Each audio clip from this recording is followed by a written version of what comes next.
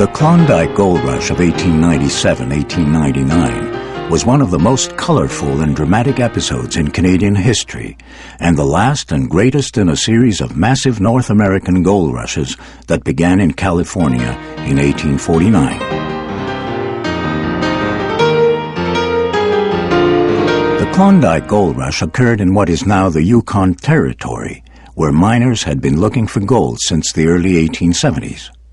On August 16, 1896, three men, Skookum Jim and Dawson Charlie, brothers and members of the Tagish First Nation, and George Washington Carmack, an American married to their sister, found gold in Rabbit Creek, a small stream flowing into the Klondike River.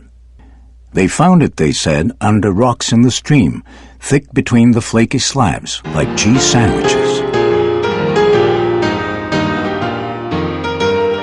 The deposits were incredibly rich. On El Dorado Creek, a small tributary of Rabbit Creek, subsequently renamed Bonanza Creek, gold worth more than 30 million Canadian dollars was eventually found. Today, the same amount of gold would be worth 440 million US dollars, or 660 million Canadian dollars. And this was just from one of many gold-bearing creeks in the Klondike. By 1911, $140 million worth of gold, nearly $3 billion today, had been taken out of the ground.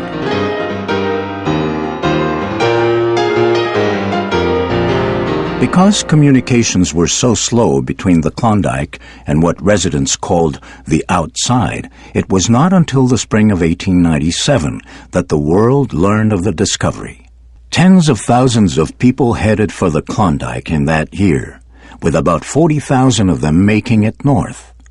Dawson City, founded about 20 kilometers from the gold fields at a point where the Klondike flowed into the Yukon River, was for a time the largest city in Canada west of Winnipeg. For 2 wild years, the Yukon was consumed with gold fever, and people from all over the world climbed the Chilkoot Pass and sailed or floated down the Yukon River in search of wealth, which most failed to find. Meanwhile, the Northwest Mounted Police kept a watchful eye on the territory.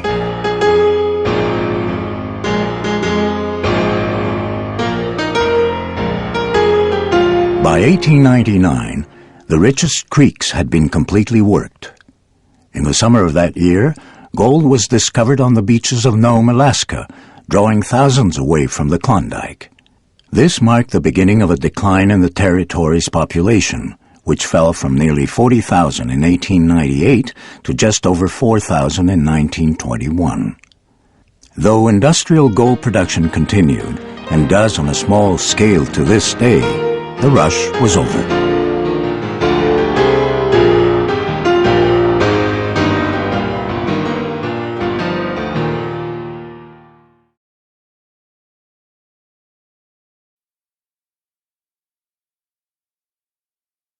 Fire by Jack London was originally published in 1908 and is now in the public domain.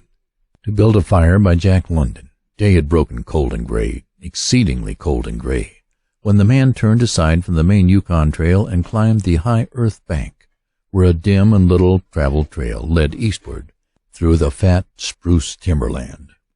It was a steep bank, and he paused for breath at the top, excusing the act to himself by looking at his watch. It was 9 o'clock. There was no sun nor a hint of sun, though there was not a cloud in the sky. It was a clear day, and yet there seemed to be an intangible pall over the face of things, a subtle gloom that made the day dark, and that was due to the absence of sun. This fact did not worry the man.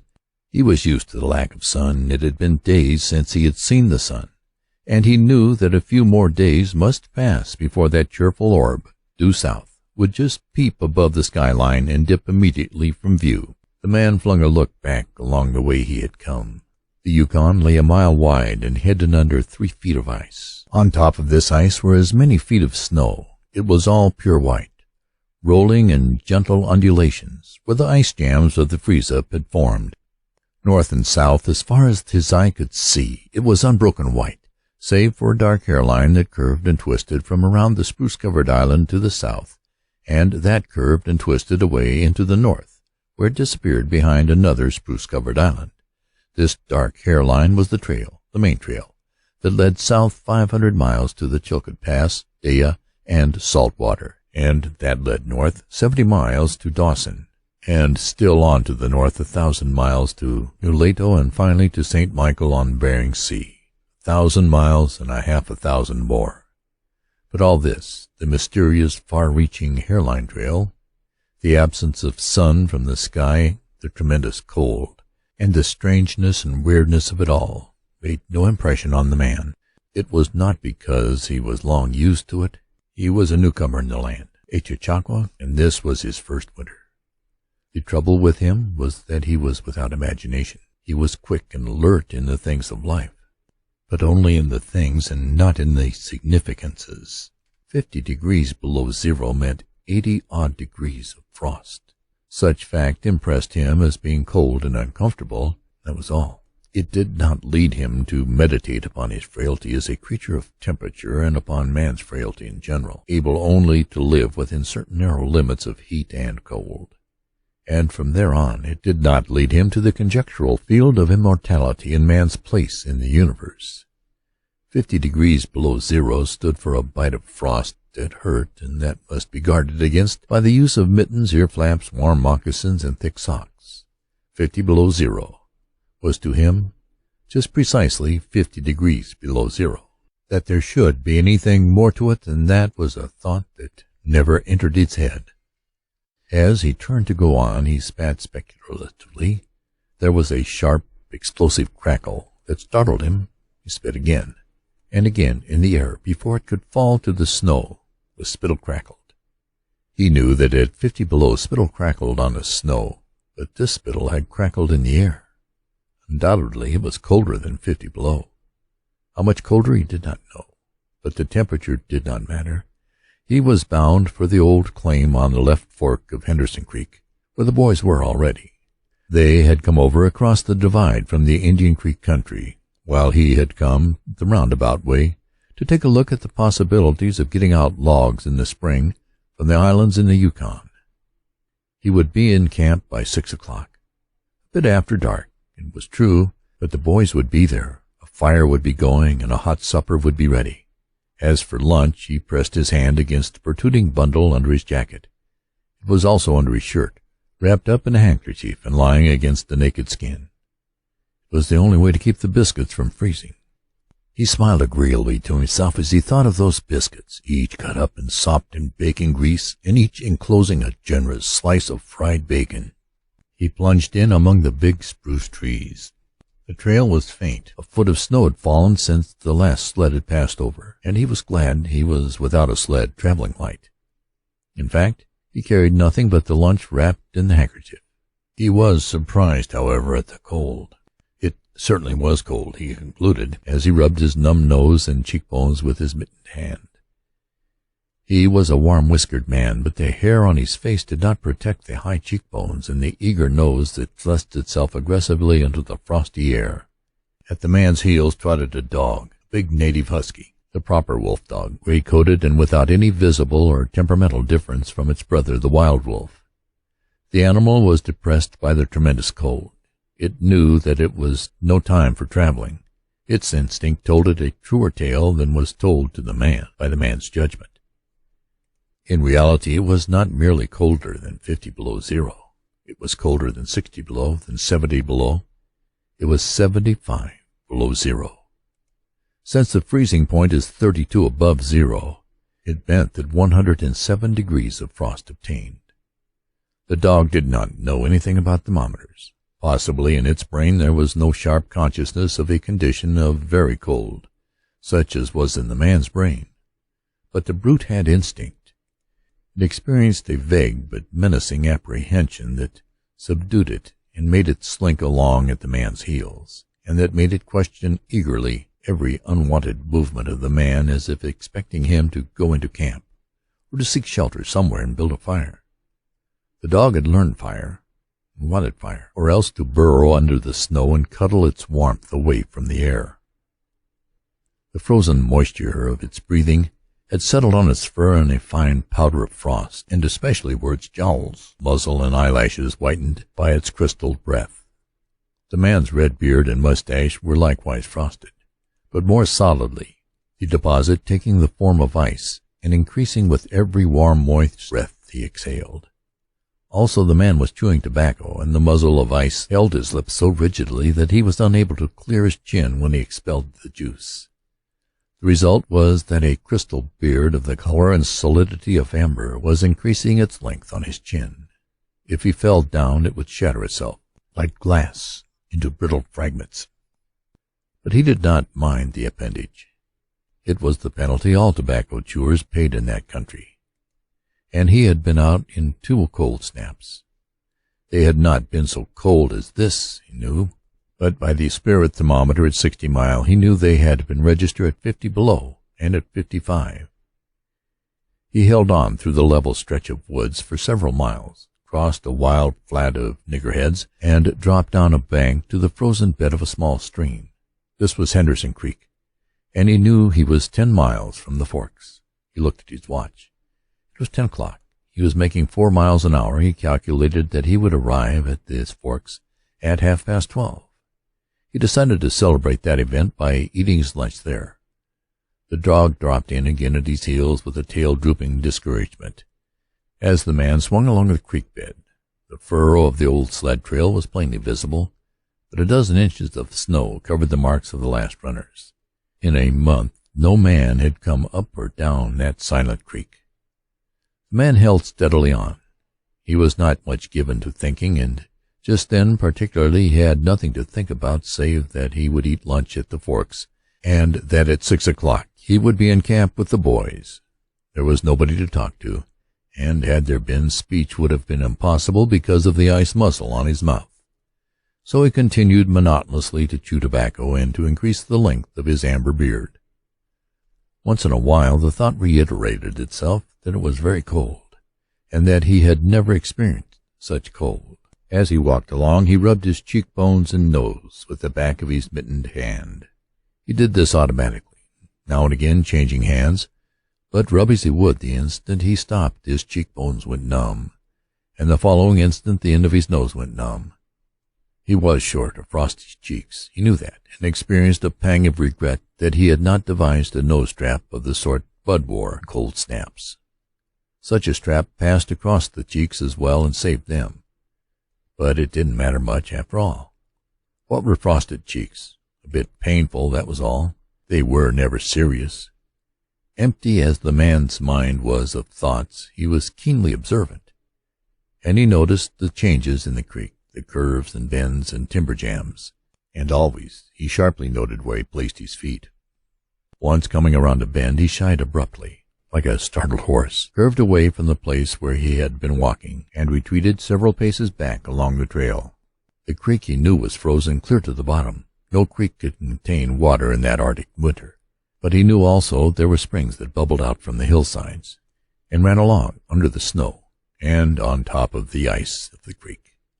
He knew that the coldest snaps never froze these springs, and he knew likewise their danger. They were traps.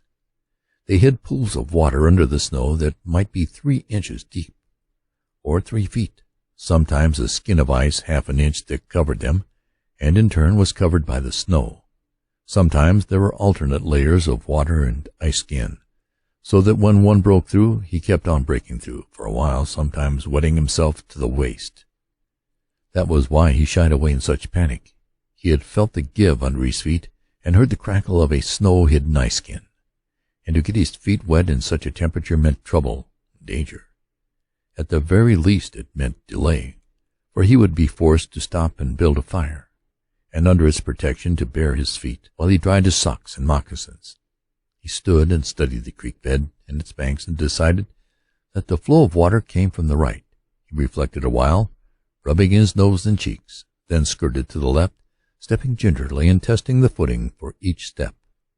Once clear of the danger, he took a fresh chew of tobacco and swung along at his 4-mile gait.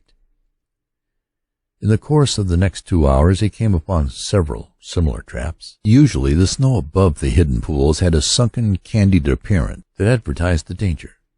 Once again, however, he had a close call, and once suspecting danger, he compelled the dog to go on in front. The dog did not want to go. It hung back until the man shoved it forward, and then it went quickly across the white unbroken surface. Suddenly it broke through, floundering to one side, and got away to firmer footing. It had wet its forefeet and legs, and almost immediately the water that clung to it turned to ice. It made quick efforts to lick the ice off its legs, then dropped down in the snow and began to bite out the ice that had formed between its toes. This was a matter of instinct. To permit the ice to remain would mean sore feet. It did not know this. It merely obeyed the mysterious prompting that arose from the deep crypts of its being. But the man knew, having achieved a judgment on the subject, and he removed the mitten from his right hand and helped tear out the ice particles. He did not expose his fingers more than a minute, and was astonished at the swift numbness that smote them. It certainly was cold. He pulled on the mitten hastily, and beat the hand savagely across his chest. At 12 o'clock the day was at its brightest, yet the sun was too far south on its winter journey to clear the horizon. The bulge of the earth intervened between it and the Henderson Creek, where the man walked under a clear sky at noon and cast no shadow. At 12:30 to the minute he arrived at the forks of the creek. He was pleased at the speed he made. If he kept it up, he would certainly be with the boys by 6. He unbuttoned his jacket and shirt and drew forth his lunch. The action consumed no more than a quarter of a minute, yet in that brief moment the numbness laid hold of the exposed fingers. He did not put the mitten on, but instead struck the fingers a dozen sharp smashes against his leg. Then he sat down on a snow-covered log to eat. The sting that followed upon the striking of his fingers against his leg ceased so quickly he was startled. He had had no chance to take a bite of the biscuit. He struck the fingers repeatedly and returned them to the mitten, baring the other hand for the purpose of eating. He tried to take a mouthful, but the ice muzzle prevented. He had forgotten to build a fire and thaw out. He chuckled at his foolishness, and as he chuckled he noted the numbness creeping into the exposed fingers. Also he noted that the stinging which had first come to his toes when he sat down was already passing away. He wondered whether the toes were warm or numb. He moved them inside the moccasins and decided they were numb. He pulled the mitten on hurriedly and stood up. He was a bit frightened. He stomped up and down until the stinging returned into the feet. Certainly was cold, was his thought. That man from Sulphur Creek had spoken the truth when telling how cold it sometimes got in the country, and he had laughed at him at the time. That showed one must not be too sure of things. There was no mistake about it. It was cold. He strode up and down, stomping his feet and thrashing his arms until reassured by the returning warmth. Then he got out matches and proceeded to make a fire. From the undergrowth, where high water of the previous spring had lodged a supply of seasoned twigs, he got his firewood.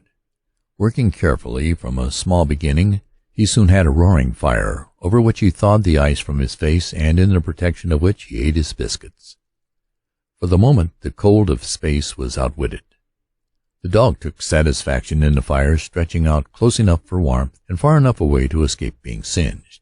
When the man had finished, he filled his pipe and took his comfortable time over a smoke. Then he pulled on his mittens, saddled the ear flaps of his cap firmly about his ears, and took the creek trail up the left fork.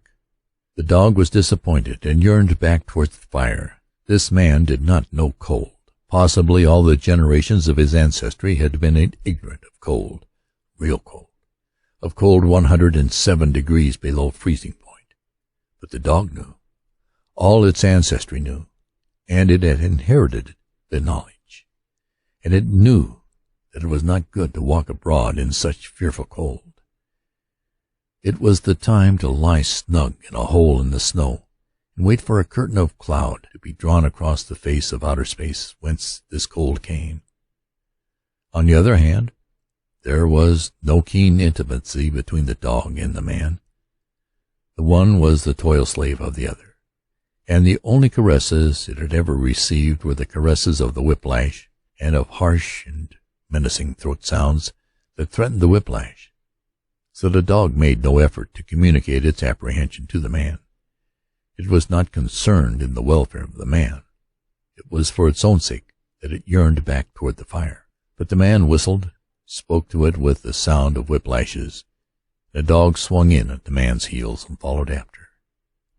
The man took a chew of tobacco and proceeded to start a new amber beard. Also his moist breath quickly powdered with white his mustache, eyebrows, and lashes. There did not seem to be so many springs on the left fork of the Henderson, and for half an hour the man saw no signs of any. Then it happened.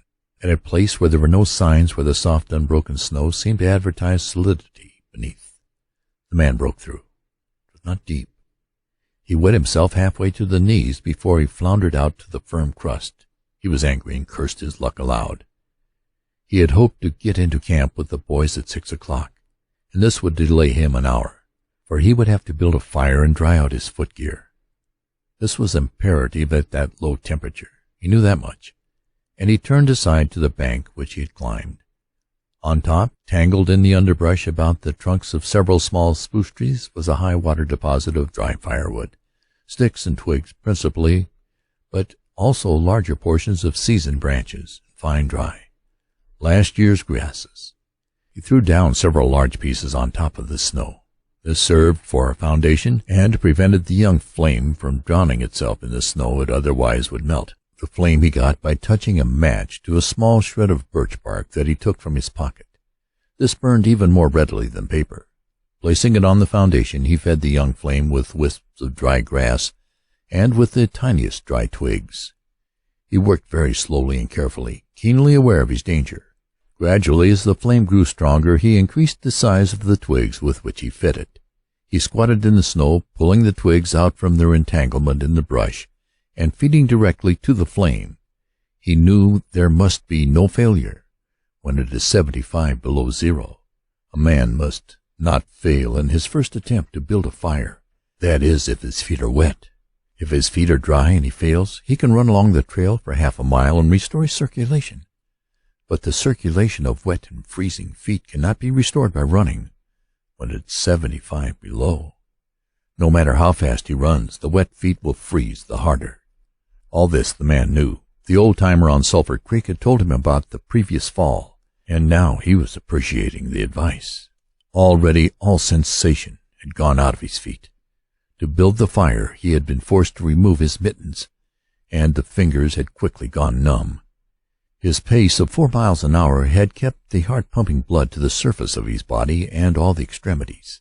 But the instant he stopped, the action of the pump eased down. The cold of space smote the unprotected tip of the planet, and he, being on that unprotected tip, received the full force of the blow.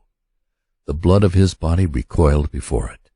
The blood was alive like the dog, and like the dog it wanted to hide away and cover itself up from the fearful cold.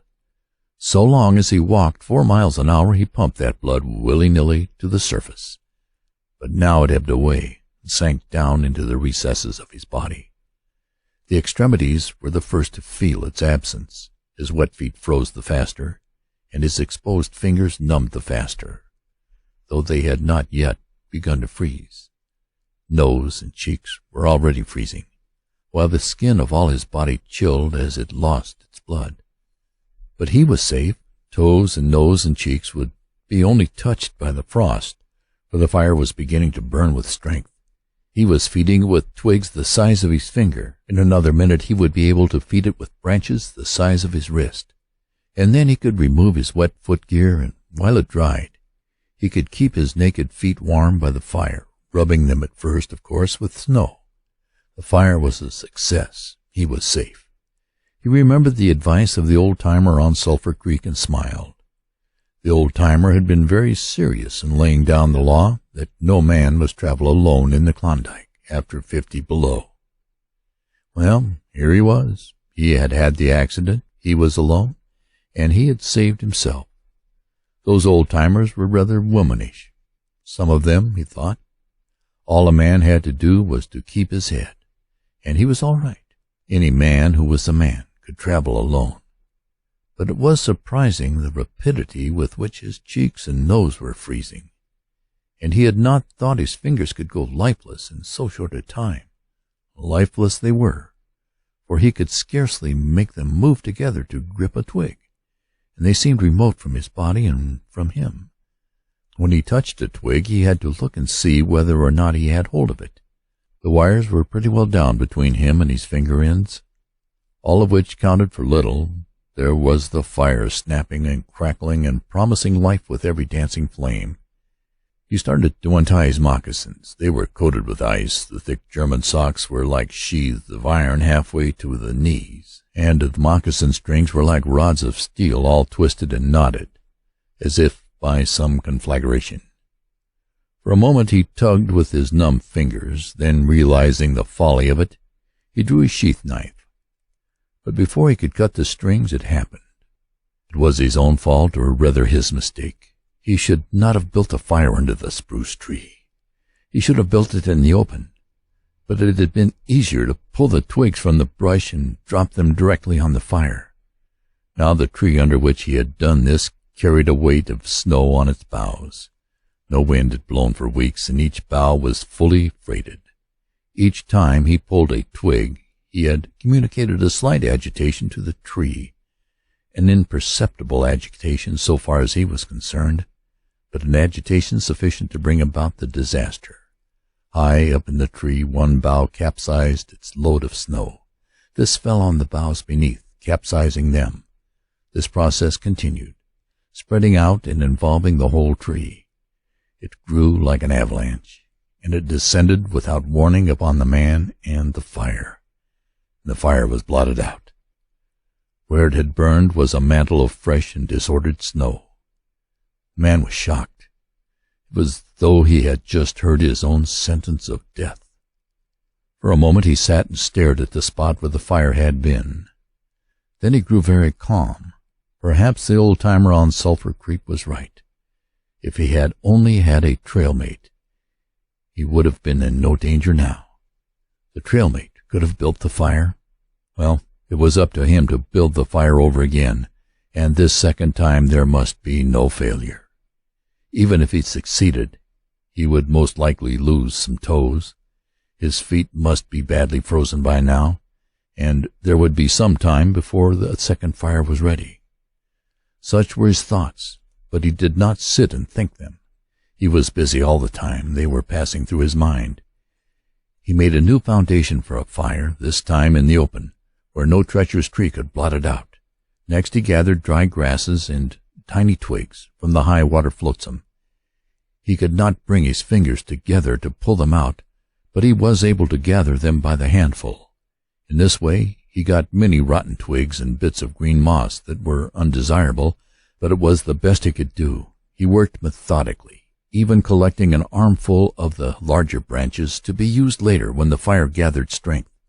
And all the while the dog sat and watched him, a certain yearning wistfulness in its eyes, for it looked upon him as the fire provider, and the fire was slow in coming. When all was ready, the man reached in his pocket for a second piece of birch bark. He knew the bark was there, and though he could not feel it with his numbed fingers, he could hear its crisp rustling as he fumbled for it. Try as he would, he could not clutch hold of it. And all the time in his consciousness was the knowledge that each instant his feet were freezing. This thought tended to put him in a panic, but he fought against it and kept calm. He pulled on his mittens with his teeth and thrashed his arms back and forth, beating his hands with all his might against his sides. He did this sitting down, and he stood up to do it.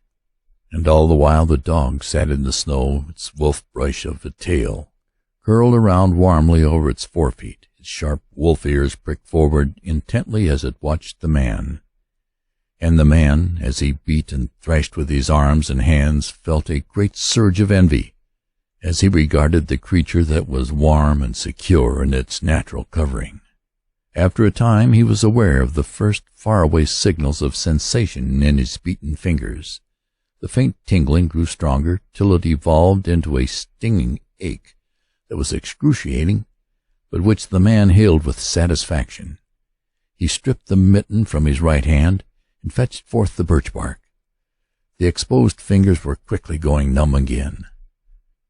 Next he brought out his bunch of sulphur matches, but their tremendous cold had already driven the life out of his fingers.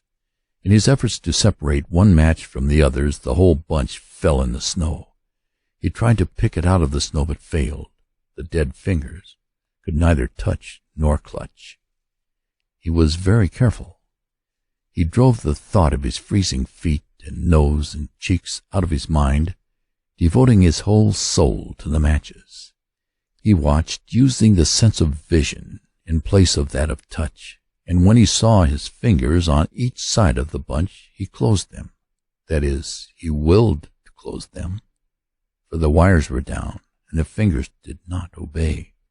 He pulled the mitten on his right hand and beat it fiercely against his knee. Then, with both mittened hands, he scooped the bunch of matches, along with much snow, into his lap. Yet he was no better off.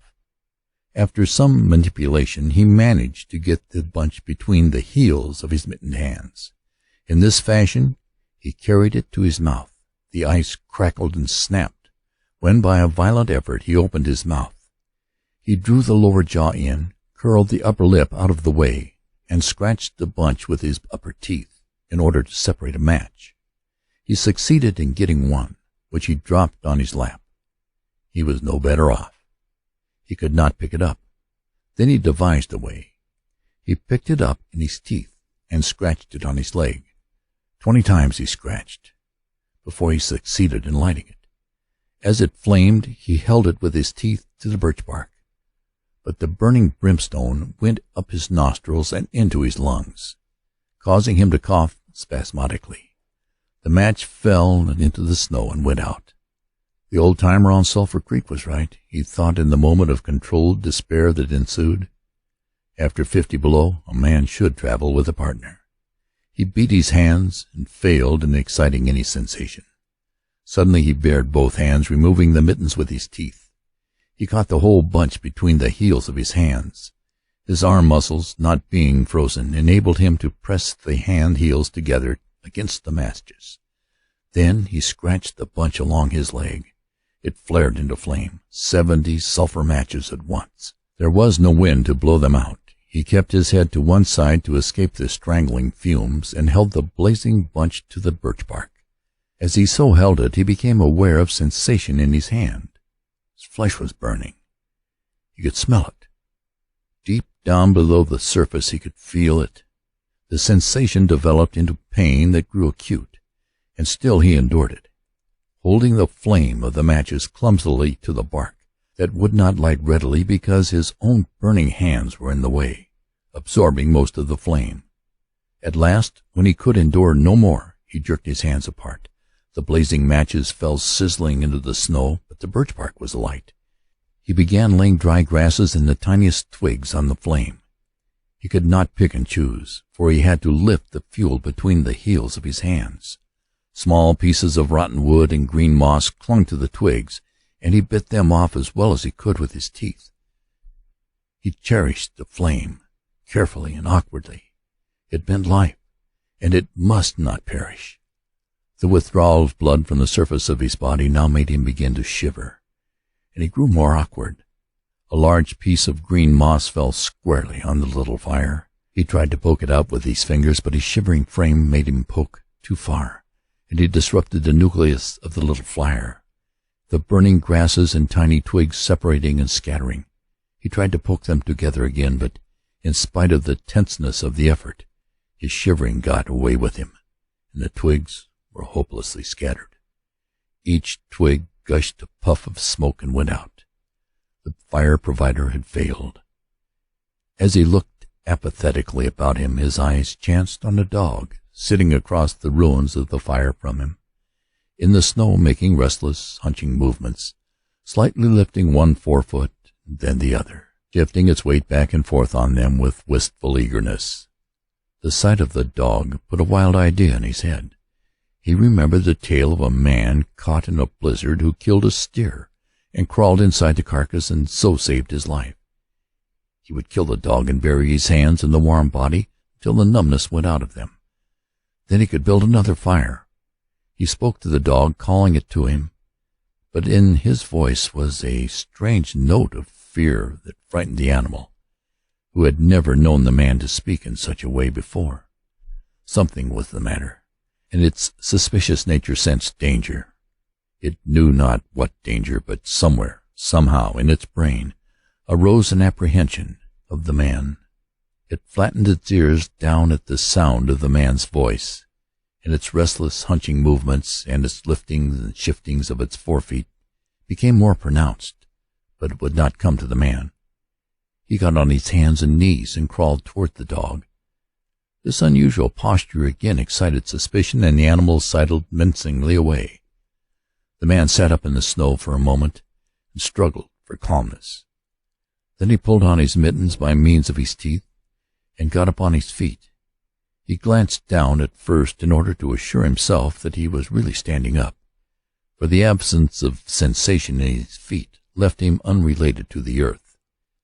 His erect position in itself started to drive the webs of suspicion from the dog's mind, and when he spoke peremptorily, with the sound of whiplashes in his voice, the dog rendered its customary allegiance and came to him. As it came within reaching distance, the man lost his control. His arms flashed out to the dog, and he experienced genuine surprise when he discovered that his hands could not clutch, that there was neither bend nor feeling in the fingers. He had forgotten, for the moment, that they were frozen and that they were freezing more and more.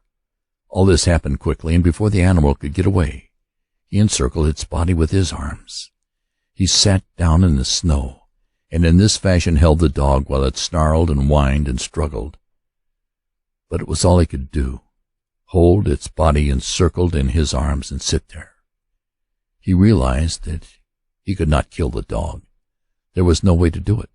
With his helpless hands he could neither draw nor hold his sheath knife, nor throttle the animal. He released it, and it plunged wildly away with tail between its legs and still snarling. It halted 40 feet away and surveyed him curiously, with ears sharply pricked forward. The man looked down at his hands in order to locate them, and found them hanging on the ends of his arms. It struck him as curious that one should have to use his eyes in order to find out where his hands were. He began threshing his arms back and forth, beating the mittened hands against his sides. He did this for 5 minutes violently, and his heart pumped enough blood to the surface to put a stop to his shivering. But no sensation was aroused in the hands. He had an impression that they hung like weights on the ends of his arms, but when he tried to run the impression down, he could not find it. A certain fear of death, dull and oppressive, came to him. This fear quickly became poignant, as he realized that it was no longer a mere matter of freezing his fingers and toes, or of losing his hands and feet, but that it was a matter of life and death, with the chances against him. This threw him into a panic, and he turned and ran up the old creek bed along the old dim trail. The dog joined in behind and kept up with him. He ran blindly, without intention, in fear such as he had never known in his life. Slowly, as he plowed and floundered through the snow, he began to see things again. The banks of the creek, the old timber jams, the leafless aspens, and the sky. The running made him feel better. He did not shiver. Maybe if he ran on, his feet would thaw out, and anyway, if he ran far enough, he would reach the camp and the boys. Without doubt, he would lose some fingers and toes and some of his face, but the boys would take care of him and save the rest of him when he got there. And at the same time, there was another thought in his mind, that he would never get to the camp and the boys, that it was too many miles away, that the freezing had too great a start on him, and that he would soon be stiff and dead. This thought he kept in the background and refused to consider. Sometimes it pushed itself forward and demanded to be heard, but he thrust it back and strove to think of other things. It struck him as curious that he could run at all on feet so frozen that he could not feel them when they struck the earth and took the weight of his body. He seemed to himself to skim above the surface and to have no connection with the earth.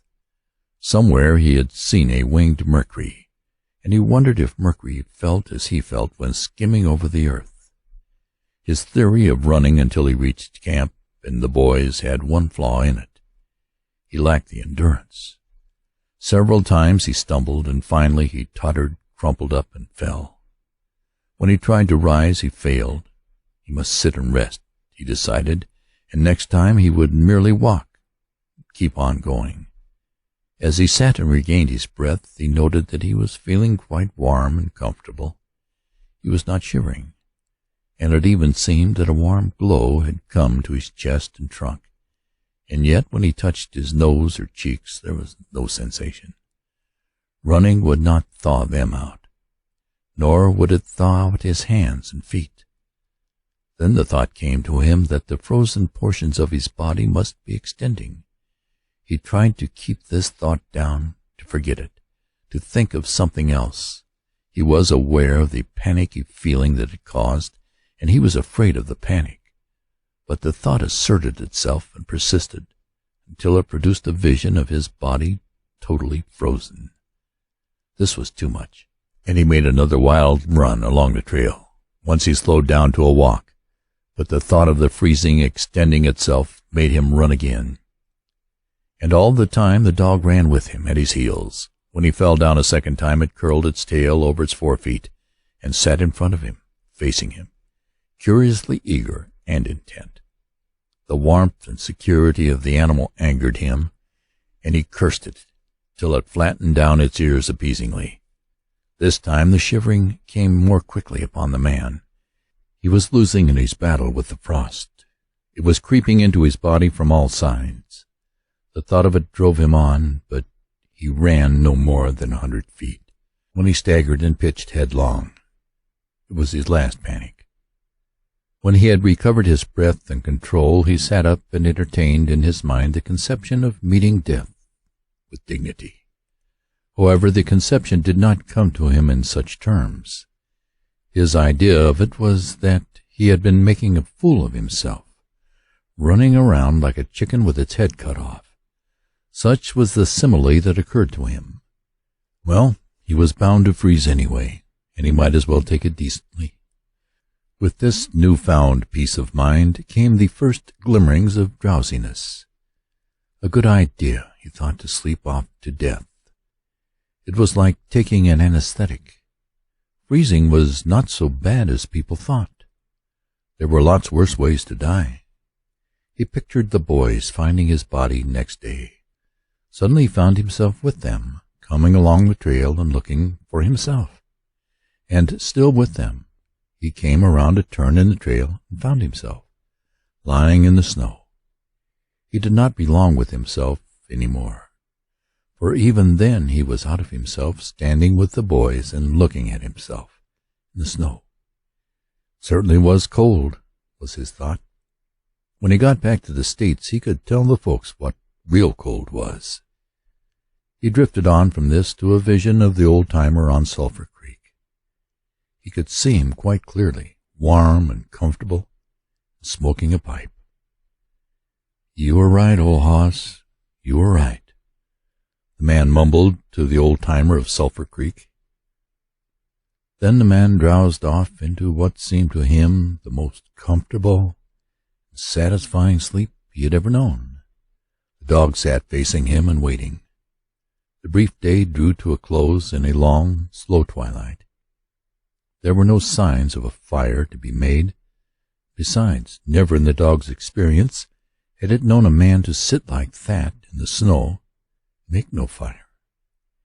As the twilight drew on, its eager yearning for the fire mastered it, and with a great lifting and shifting of forefeet, it whined softly and flattened its ears down in anticipation of being chidden by the man. But the man remained silent. Later the dog whined loudly, and still later it crept close to the man and caught the scent of death. This made the animal bristle and back away. A little longer it delayed, howling under the stars that leaped and danced and shone.